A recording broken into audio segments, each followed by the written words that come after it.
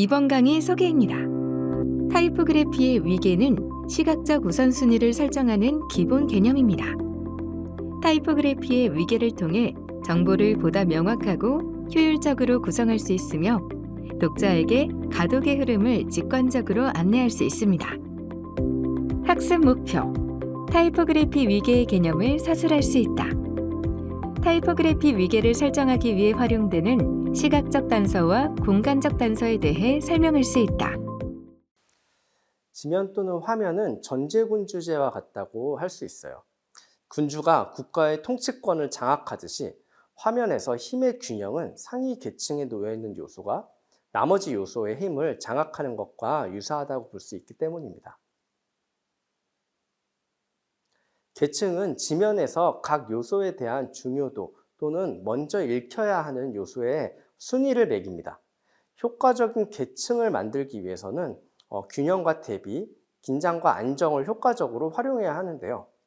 왕권이 너무 강하면 백성들은 자리를 잡지 못해서 기능할 수 없게 되고, 반대로 왕권이 너무 약하면 백성이나 다른 귀족들이 힘을 가져가는 것과 비슷하다고 볼 수 있겠어요.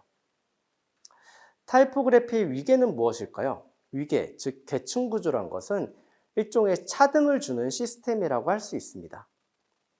일반적으로 위계는 의미가 권력의 체계 또는 조직적 순위를 나타내는 시스템이라고 할 수 있는데요.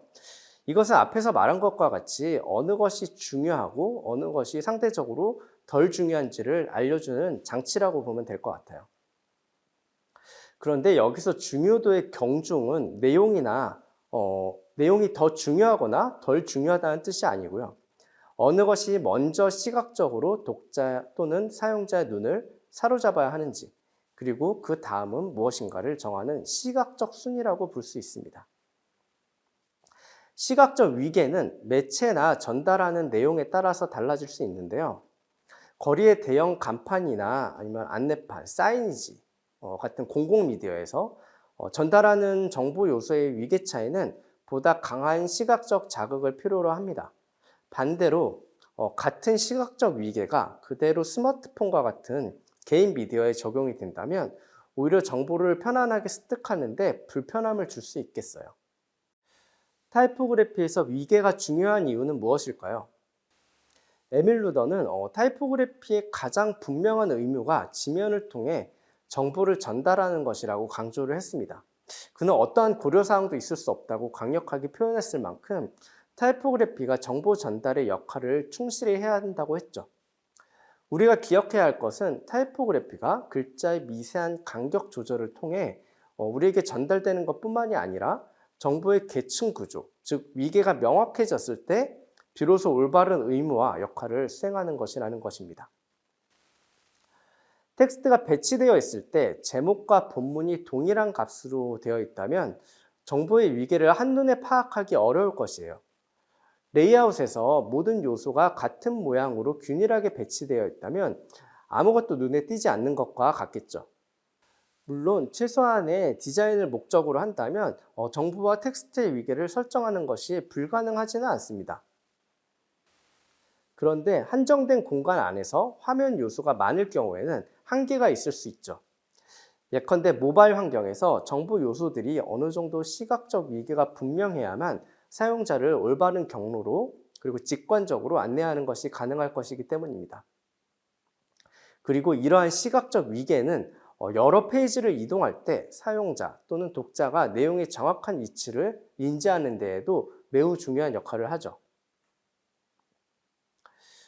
위계, 계층 구조는 독자들이 어디로 들어가고 어디로 나가야 할지 내용을 선택하는 방법을 직관적으로 알려주기 때문에 타이포그래피 위계의 각 단계는 글에 적용된 타입 세팅 전반에 걸쳐서 일관적으로 적용된 하나 이상의 단서에 의해서 결정이 되죠. 이 단서는 글꼴의 크기, 스타일, 색상 등 시각적인 것일 수도 있고 들여쓰기, 줄 바꿈, 페이지 위에서 배치하는 방법 등 공간적인 것이 될 수도 있습니다. 시각적 단서를 이용한 타이포그래피 위계를 먼저 살펴볼게요. 일반적으로 본문 안에서 단어나 구절을 강조할 때는 한 가지만의 강조법을 사용하는 것이 좋습니다. 라틴 알파벳을 이용한 타이포그래피에서 이탈릭은 강조의 가장 보편적인 형태이죠. 그리고 그 외에도 두껍게 하거나 작은 대문자, 스몰 캡스를 쓰거나 색상을 바꾸는 등 다른 대안이 가능합니다. 또는 다른 활자체를 사용해서 강조 혹은 구분을 지을 수도 있겠죠. 조금 더 자세히 글꼴의 크기나 획의 두께, 스타일, 색상 등의 차이를 통해 시각적 위계를 부여하는 방법과 특별히 주의해야 할 점은 무엇인지 한번 살펴보겠습니다.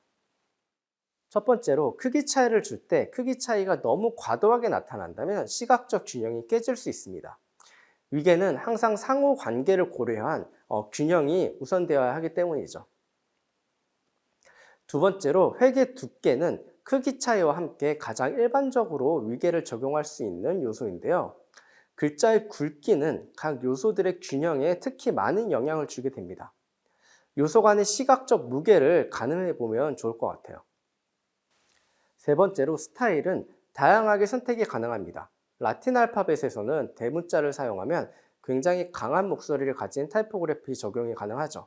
하지만 상황에 따라 경고의 메시지로 익힐 수 있기 때문에 주의해서 사용하는 것이 좋습니다. 또는 작은 대문자를 쓰거나 이탈릭을 사용할 수도 있겠죠. 이외에 글꼴을 활용할 때 어느 정도 시각적으로 차이가 나는 스타일을 쓴다면 위계를 구분하는 데 효과적일 수 있습니다.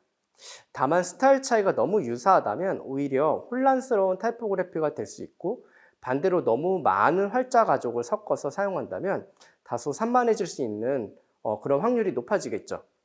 그래서 가급적이면 같은 활자 가족 안에서 선택하는 것을 권장합니다.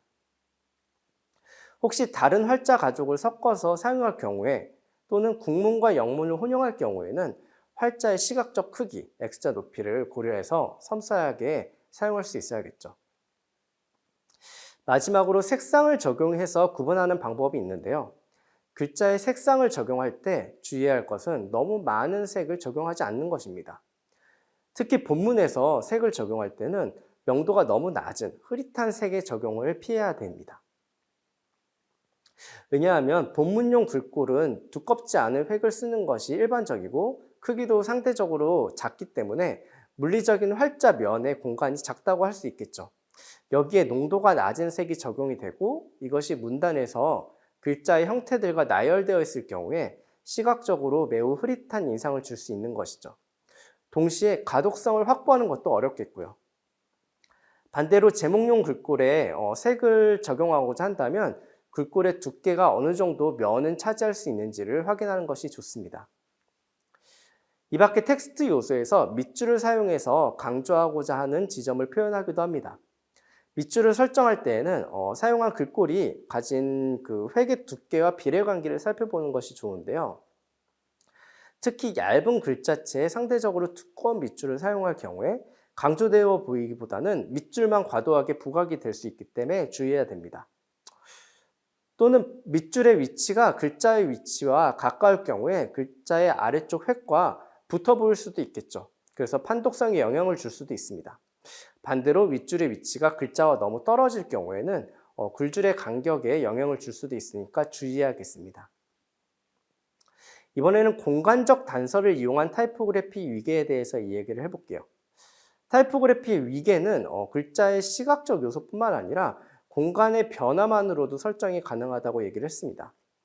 우리가 이미 배웠던 바와 같이 글자를 들여쓰기 한다거나 글줄을 바꿔주는 등 공간적 요소를 바꿔주는 것은 일종의 시각적 위계를 설정하는 것과 같다고 할 수 있어요.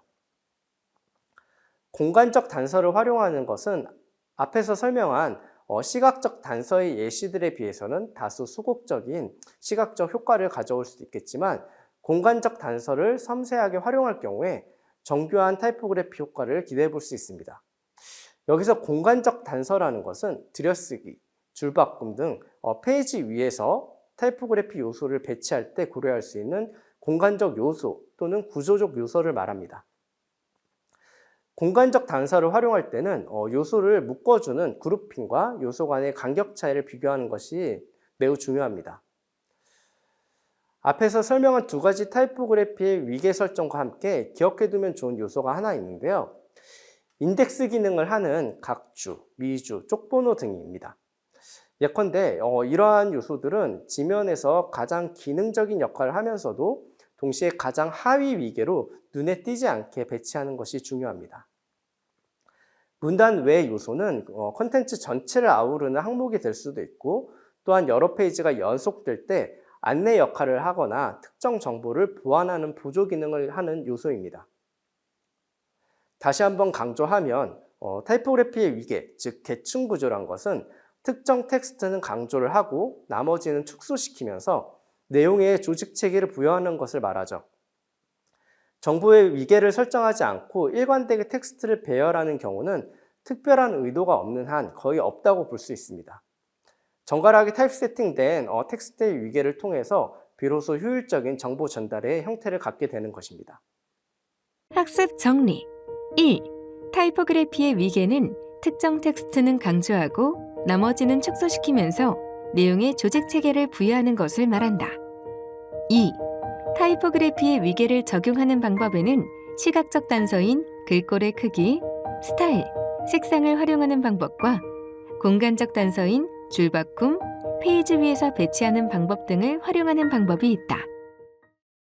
해당 영상에 사용된 자료 출처는 출처 목록 10주차에서 다운로드 가능합니다.